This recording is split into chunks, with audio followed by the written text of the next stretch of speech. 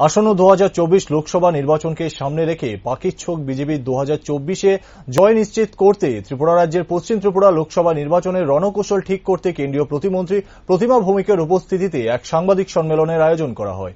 মূলত ইতিমধ্যে মোদী সরকারের 9 বছর পূর্তিকে সামনে রেখে 2024 সালের লোকসভা নির্বাচনের প্রস্তুতি শুরু করে দিল ত্রিপুরা রাজ্যে বিজেপি। সে লক্ষ্যে বৃহস্পতিবার গোমতী জেলা বিজেপি কার্যালয়ে এক সাংবাদিক সম্মেলন করলেন কেন্দ্রীয় প্রতিমন্ত্রী প্রতিমা ভৌমিক। এছাড়াও উপস্থিত ছিলেন মন্ত্রী প্রণজিৎ সিংহ রায়, বিধায়ক অভিষেক দেবরায়, বিধায়ক জিতেন্দ্র মজুমদার সহ আরো অন্যান্য বিধায়করা।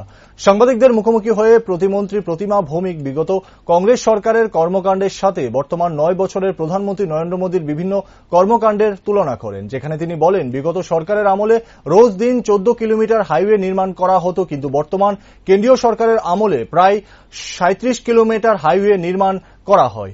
এমনকি বিগত সরকার জাতিভেদ এবং সাম্প্রদায়িক মনোভাব নিয়ে তাদের কর্মকাণ্ড পরিচালনা করেছিলেন, যার দরুন প্রকৃত উন্নয়ন বিগত সরকারের আমলে প্রায় নিঃস্ব হয়ে গিয়েছিল।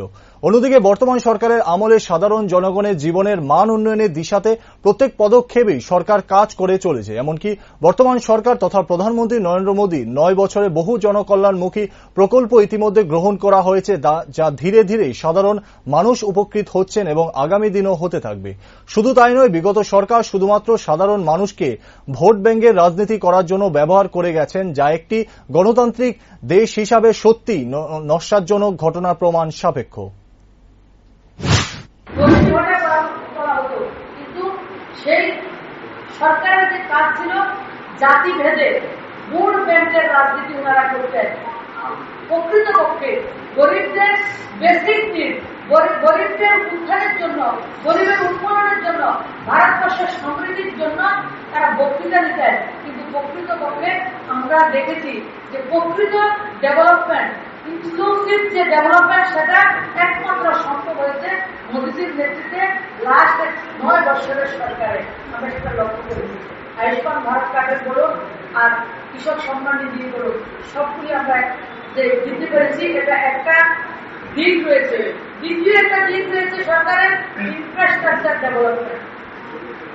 ইনফ্রাস্ট্রাকচার ডেভেলপমেন্টে যেমন আমরা আমাদের রোজগার বৃদ্ধি পেয়েছে, আমাদের গতি হয়েছে, গতি এবং প্রগতি স্কিলের মাধ্যমে আমরা প্রগতি করেছি। আজকে ন্যাশনাল হাইওয়ে, মাননীয় প্রধানমন্ত্রীজি 2014 সালের আগে গোটা দেশে ন্যাশনাল হাইওয়ে নির্মাণ হতো দিনে 12 কিলোমিটার, আর আজকে 2014 সালের পরে 2023 পর্যন্ত প্রত্যেক দিনে 37 কিলোমিটার ন্যাশনাল হাইওয়ে নির্মাণ হয়।